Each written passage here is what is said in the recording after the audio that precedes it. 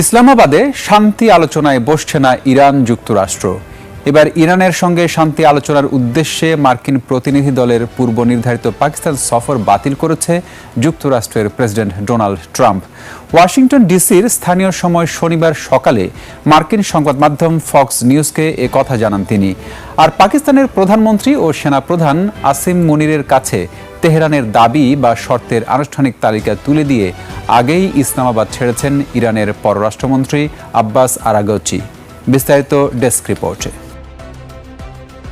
ইসলামাবাদে Iran ও যুক্তরাষ্ট্রের মধ্যে যে শান্তি আলোচনা হওয়ার কথা ছিল তা ভেস্তে গেছে।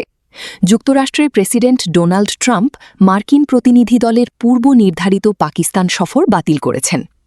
ফক্স নিউজকে দেওয়া এক সাক্ষাৎকারে ট্রাম্প জানান যে তিনি প্রতিনিধি দলকে সেখানে যাওয়ার জন্য মানা করে দিয়েছেন।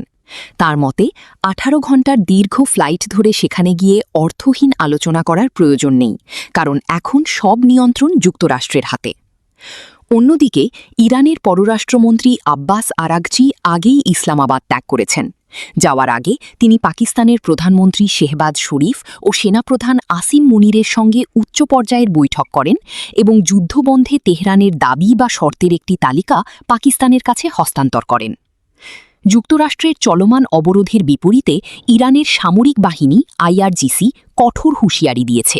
তারা স্পষ্ট জানিয়েছে যে হরমুজ প্রণালীতে যে কোনো ধরনের আগ্রাসনের যোগ্য জবাব দেওয়া হবে।